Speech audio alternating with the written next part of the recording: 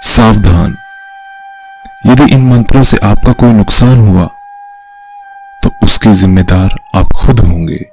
इसलिए प्रयोग करने से पहले किसी ज्ञानी, महात्मा या किसी जानकार से सलाह जरूर लें।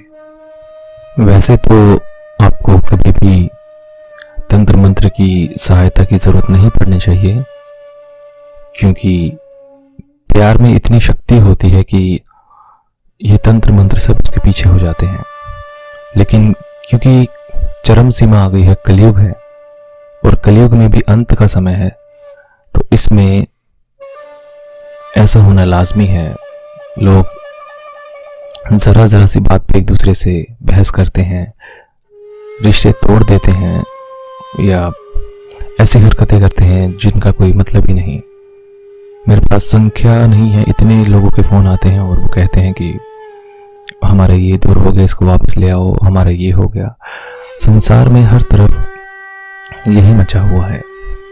तो इससे बचने के लिए सबसे पहले तो आपको ध्यान लगाना चाहिए, मेडिटेशन करनी चाहिए, और जो आपके साथी हैं या पार्टनर हैं उनको भी मेडिटेशन के बारे में बताना चाहिए।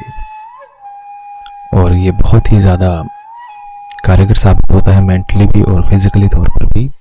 अगर कोई मेडिटेशन प्रॉपर करे तो आप उसके चेहरे पे एक चमकता हुआ नूर या उसके चेहरे पे ग्लो आप देख सकते हैं। और रही बात वशीकरण की, तो मैं आज आपको मैं यहाँ पे बहुत ही अचूक प्रयोग दे रहा हूँ। इसको करिए, लेकिन ये किसी को पता ना चले। और ये प्रयोग बहुत असरदार है, इसको करके देखिएगा। बस किसी को पता ना चले या किसी भी तरह से इसमें कोई त्रुटि ना हो। और ब्रह्मचर्य का पालन आपको प्राय करना ही पड़ेगा, क्योंकि अगर बिना ब्रह्मचर्य के पालन के कोई प्रयोग किया जाएगा तो उसमें सफलता मिलना थोड़ा मुश्किल है। ब्रह्मचर्य का पालन इसलिए क्योंकि फिर हमारी जो वाइब्स होती हैं, यानी कि वाइब्रेशन, वो काफ़ी स्ट्रांग हो जाती हैं, और ये सारा खेल वाइब्रेशन का ही होता है। तो आपको सिर्फ और सिर्फ ब्रह्मचर्य का पालन करना है। आप कुछ दिन पहले करके देख सकते हैं। वैसे प्रॉपर तरीका तो 90 डेज़ का होता है, यानी कि 90 दिन पहले से आपको ब्रह्मचर्य का पालन करना चाहिए। लेकिन आप फिर भी आजमा लीजिए अगर आपके पास समय कम है तो।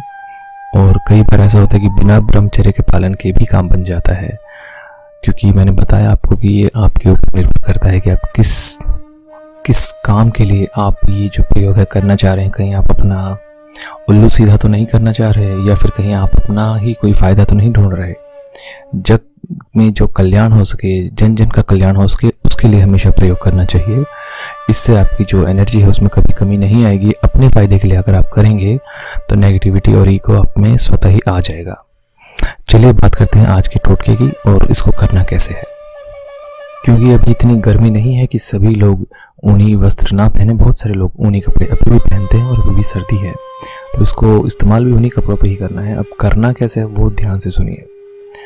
इसको या तो लाल या सफ़ेद चंदन, केसर, कस्तूरी, सिंदूर, अगर तगर या कोरोचन, इन सब में से किसी भी चीज़ में से मतलब आप इस्तेमाल कर सकते हैं। इसमें आपको करना ये है कि जो कमल का फूल होता है उसकी कलम बनाकर ये लिखना है।